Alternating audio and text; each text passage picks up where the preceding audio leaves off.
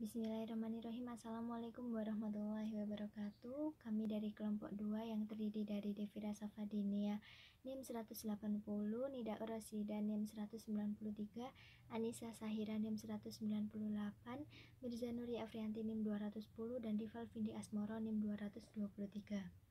Di sini kelompok kami akan mempresentasikan hasil diskusi mengenai pembuatan flowchart DFD dan IRD pada suatu jurnal, di mana judul jurnal tersebut yaitu Sistem Informasi Penjualan Studi Kasus di Counter Getro.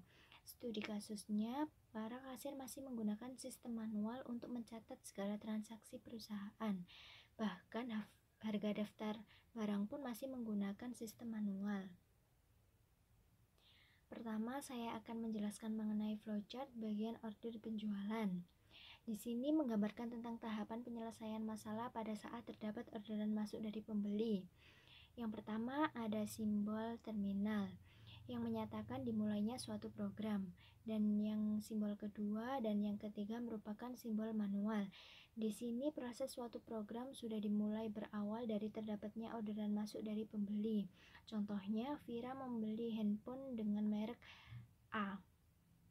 Kemudian barang yang telah dipilih Vira tersebut akan diserahkan kepada pihak penjual untuk dilakukan pengisian FPT. Dan simbol yang keempat, simbol dokumen. Di sini FPT yang salah satunya berisi tentang informasi barang yang telah dipilih oleh pembeli akan ditulis dalam nota pembelian. Jadi, HP yang telah dipilih oleh Vira tersebut akan ditulis pada nota pembelian sebagai tanda bukti adanya pembelian HP tersebut. Dan yang selanjutnya ada dua loop atau dua percabangan. Yang sebelah kiri, penyerahan FPT kepada pembeli untuk dilakukan pembayaran ke kasir. Jadi setelah dilakukan pengisian FPT dan penulisan pada nota pembelian, kemudian tanda bukti tersebut diserahkan pada pembeli untuk dilakukan pembayaran ke bagian kasir. Dan yang sebelah kanan, penyerahan barang ke bagian pengemasan. Jadi barang yang telah dipilih dan dicatat oleh penjual akan diserahkan ke bagian packing untuk dilakukan pengemasan barang. Kasir. Di sini menggambarkan tentang tahapan penyelesaian pada saat kasir mendapat penerimaan uang dari pembeli dan melakukan pencatatan secara manual pada buku kas. Yang pertama terdapat simbol terminal, yang mana menyatakan dimulainya proses suatu program pada bagian kasir. Yang kedua, simbol dokumen. Di sini telah dilakukan penulisan FPT atau nota pembelian oleh pihak sales atau penjualan. Pada bagian order penjualan, pencatatan FPT tersebut berdasarkan informasi barang yang telah dibeli oleh pembeli A berupa handphone dengan tipe Z, yang kemudian pembeli A menyerahkan FPT tersebut ke bagian kasir untuk dilakukan tahapan selanjutnya. Berikutnya tahapan 3 dan 4 menggunakan simbol manual input. Pada simbol ini, bagian kasir menerima uang dari pembeli A, melakukan pencatatan pada buku kas, dan memberi stempel lunas pada FPT secara manual. Kemudian yang kelima, simbol dokumen. Setelah bagian kasir memberi stempel lunas pada FPT dan melakukan pencatatan pada kas atas informasi barang yang akan dibeli oleh pembeli A, FPT tersebut diserahkan kembali kepada pembeli agar dia dapat melakukan tahapan selanjutnya, yakni pada tahapan ke-6 atau terakhir yang menggunakan simbol proses.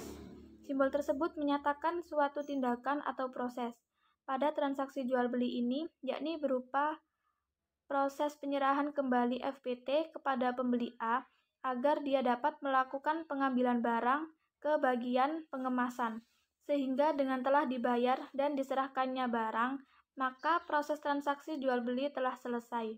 Ini saya akan menjelaskan tentang flowchart penjualan tunai.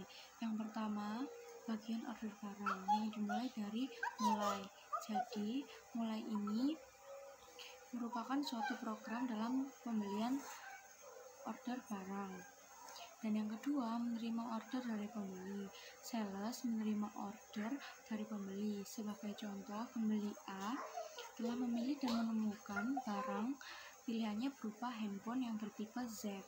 Setelah pembeli A menemukan barang pilihannya, ia akan menyerahkan kepada pihak sales sebagai bentuk transaksi pembeliannya. Kemudian yang ketiga ada pengisian FPT.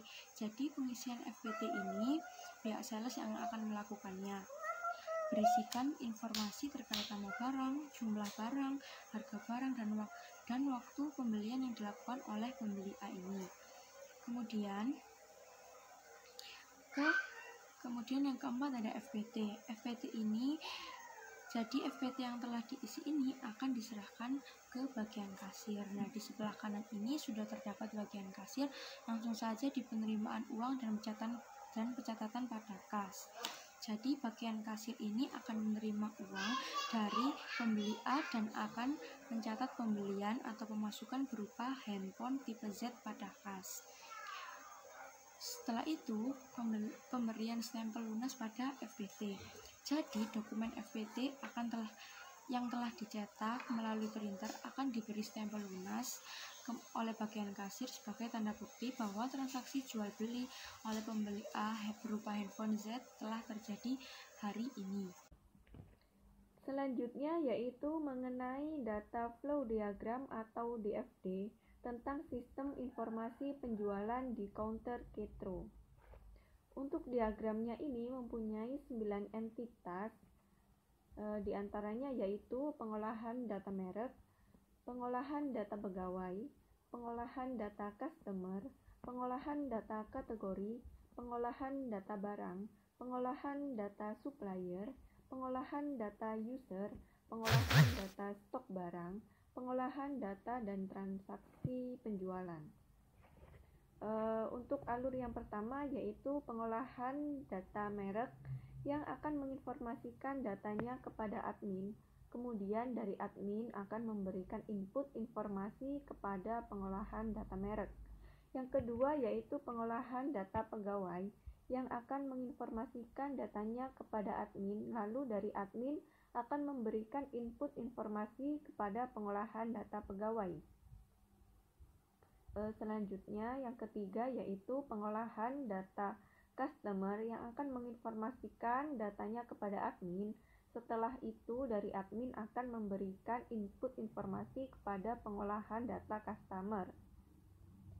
Kemudian yang keempat yaitu pengolahan data kategori yang akan menginformasikan datanya kepada admin, lalu selanjutnya dari admin akan memberikan input informasi kepada pengolahan data kategori. Kemudian yang kelima yaitu pengolahan data barang yang akan menginformasikan datanya kepada admin, kemudian dari admin akan memberikan input informasi kepada pengolahan data barang.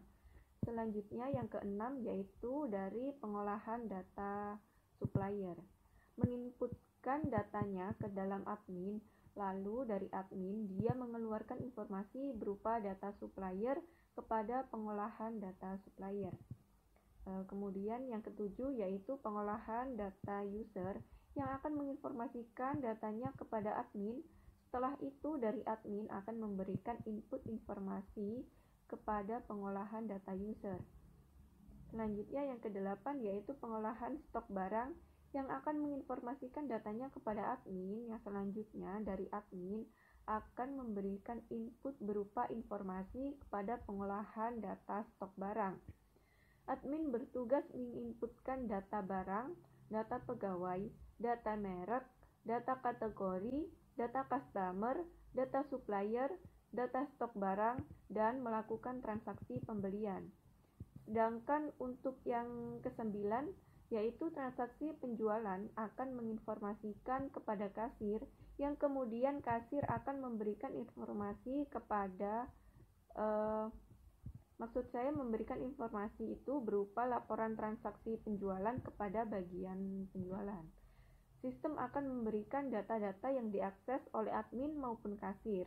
Nah, kasir ini bertugas melakukan transaksi penjualan barang. IRD Entity Relation Diagram terbagi menjadi dua, yaitu Basic Relation Model dan Database Relation Model. Yang akan saya jelaskan yakni Basic Relation Model, di mana penggambarannya berupa simbol-simbol yang berhubungan. Di sini terdapat 3 proses, yaitu proses barang, proses penjualan, dan proses akun cat. Yang pertama, proses barang.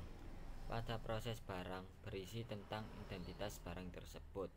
Sebagai contoh, seorang sales atau seorang penjual memiliki berbagai barang berupa handphone dan aksesoris dengan berbagai macam. Pada IRD Basic Relation Model ini disebutkan tentang kategori, merek, kode barang, nama barang, harga beli, dan harga jual. Yang kedua, proses penjualan. Pada proses penjualan ini pasti terdapat struk sebagai bukti transaksi jual beli.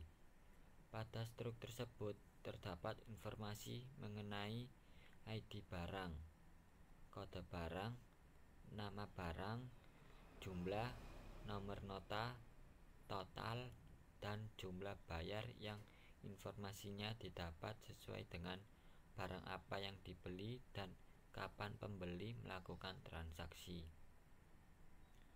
Yang ketiga yakni akun cat. Pada proses akun cat berisi tentang identitas kasir, dapat berupa nomor akun dan nama akun. Sekian dan terima kasih presentasi dari kelompok kami.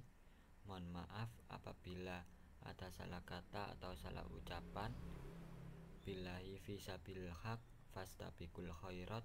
Wassalamualaikum warahmatullahi wabarakatuh.